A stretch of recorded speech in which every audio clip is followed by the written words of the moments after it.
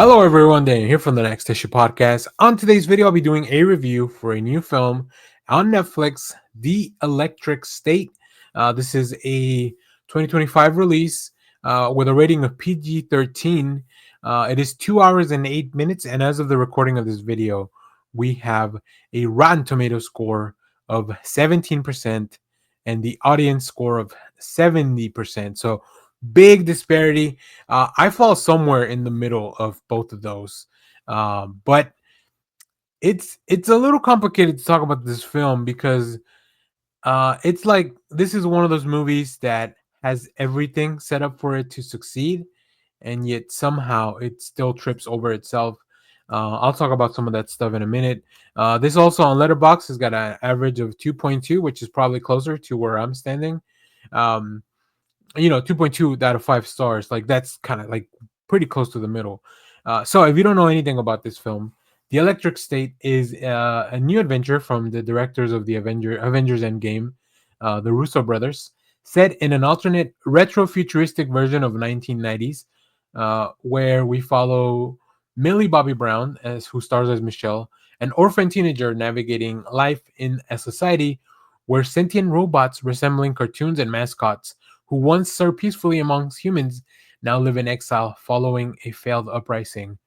Everything Michelle thinks she knows about the world is upended one night when she's visited by Cosmo, a sweet, mysterious robot who appears to be controlled by Christopher, Michelle's genius younger brother, whom she thought was dead. Determined to find the beloved sibling she thought she had lost, Michelle sets out across the American Southwest with Cosmo and soon finds herself reluctantly joining forces with Keats and a low rent smuggler, and a wisecracking robot sidekick Herman.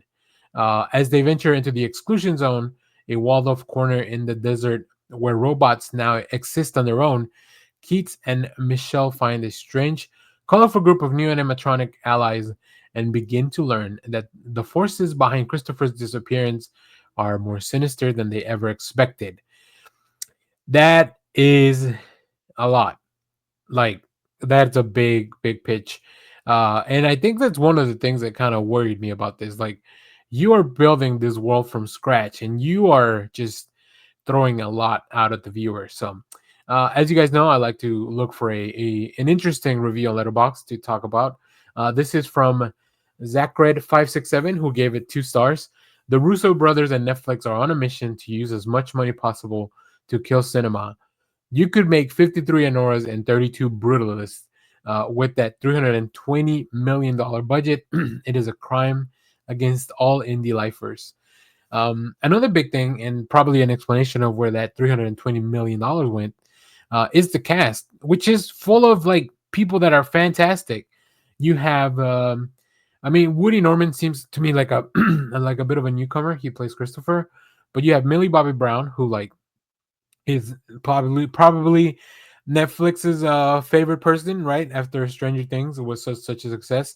You have Alan Tudyk, you have Holly Hunter, Stanley Tucci, Woody Harrelson, Chris Pratt, Giancarlo Esposito, Jason Alexander, Ki Hugh Kwan, Coleman Domingo, Anthony Mackie, Raul Coley, Hank Azaria, Jenny Slate, and Brian Cox.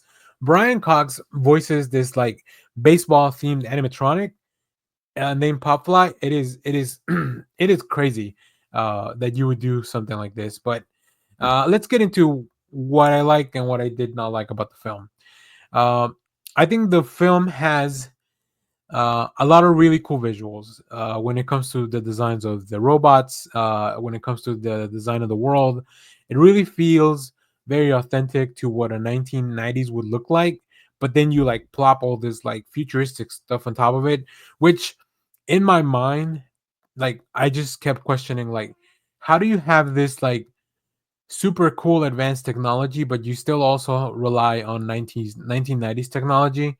I don't know. That part did not make a lot of sense. I think this might be based on something else, so I don't know. Maybe they explain it a little bit better in the original material if that's the case. It really feels to me like they wanted to give you like, you remember the 1990s, here's all this cool stuff, nostalgia, right? Like, here's, those animatronics that you'd go to Disney or like Chuck E. Cheese and you love to see them. But I was never that kid. I was never somebody that was like, Oh yeah, I love like I'm not a it's just animatronic robots were never my thing. I didn't really care either way. Like I was not scared of them, but I also was not like, ooh, they're such a marvel of ingenuity.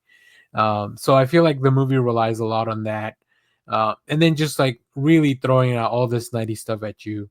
The story feels a little bit more convoluted than it should, although it is very clear from the get go, like who the good guys and the bad guys are. Uh, the way they the MacGuffin of the movie is so complex. There's so many layers to it.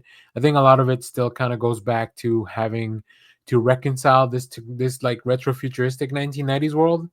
um, it's very weird. Like there are some sequences that maybe go on for a little bit too long, but I think to me, what redeemed this was a few things. First of all, I think Millie Bobby Brown does a really good job with her performance. Stanley Tucci as the villain is just eating up the scenery, which I think is really fun. Giancarlo Esposito as well. And like I said, the voice work is really good. Like Anthony Mackie plays a little robot Herman. Raul Coley is another robot. Oh no, he's not a robot. He's like a scientist. Jenny Slate is another robot. Hank Azaria is also another robot. Ki Hugh Kwan plays a doctor, and also he voices a robot. So like yeah, it's like all these people are very talented.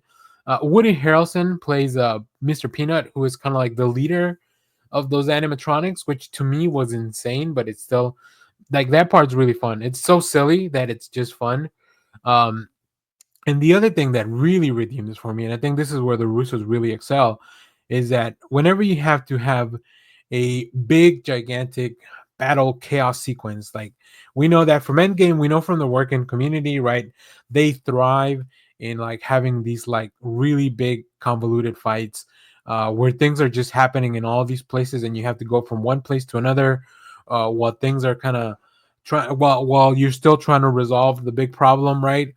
And it really works. There was not a lot of big surprises as far as like twists and turns. Like everything felt like I knew where all the pieces were gonna fall exactly as I was watching the film.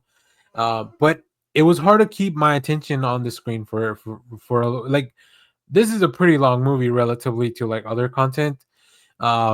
It's 2 hours long, but man, it feels a little bit longer than that. It's very weirdly paced in some places. And like I said, because the story gets a little convoluted, you start questioning all these things, and you're like, it's like when something happens, and you're like, you kind of have to go look it up to see if that's how things would really work. So the movie suffers a little bit from that back and forth of like questioning the reality that if if you had just given a bit of a more explanation as to why something works that way, then the audience wouldn't question it as much. And I know suspension of disbelief is something that you probably should bring into a film like this. Um, but if your film is trying to be grounded, then I'm gonna question it. So it's maybe that approach. But yeah, overall, I don't know. Should you watch this film? If you have Netflix and you don't get to go to the movies, or you don't get to go out to the theater this weekend or over the week, sure, throw it on. Like I said, I think you could do. There are worse things to do with 2 hours than enjoy these fun performances. There's some really touching moments. There's some fun stuff to look at if you grew up in the 90s. And then, like I said, if you're a big fan of these animatronic things, like you're probably gonna enjoy it. I've seen people call this movie like soulless, and I don't fully think that's the case, but it feels like it's over bloated for no like without justification. Like it just over bloated, and you're like, well, I feel like there should be more of a reason why we are going through all this effort to do this. But yeah, I don't know. The effects are fun. Like I never felt like the animatronics weren't like real or really there. I feel like they use a mix of practical stuff combined with like CGI on top to kind of make things really work on the scene. So I'd be interested in seeing just the behind the scenes of like this is a big endeavor, right? $320 million budget on a film. Even if it's Netflix stuff, like there's a lot happening there. So I don't know. And I feel like Netflix would benefit from having behind the scenes stuff for their projects, like as part of even more content for people to watch. Like there's a lot of people that love watching those DVD extras, and if you just have them on, like Disney does this a lot, where they have like a special look, or even like a follow up thing after their show is done, right? They did it for a lot of the Star Wars shows. Like yeah, they should do that because then you get people to stay on your platform even longer. Where sometimes that stuff is just as interesting as the project that you end up watching. So I don't know. Let me know. Have you watched The Electric State? What did you think? Do you agree with some of these reviews that are just really like the critics were really harsh on it? I don't know that it's 17% bad, but I also don't know that it's 70% good. So, like I said, I fall somewhere in the middle, probably around 2.5, which is 50%. And I know 50% maybe is kind of lame place to be at, but that's what it is. What it is with a movie like this. So, all right. As always, thank you for watching, everyone. Remember to share, like, subscribe, hit the bell so you know when we go live. That is most Saturdays, 10 a.m. Central Standard Time. Stay tuned. We have more comic reviews, trailer reactions, TV recaps, all that fun stuff here on the channel. Thanks for watching, everyone. Bye bye.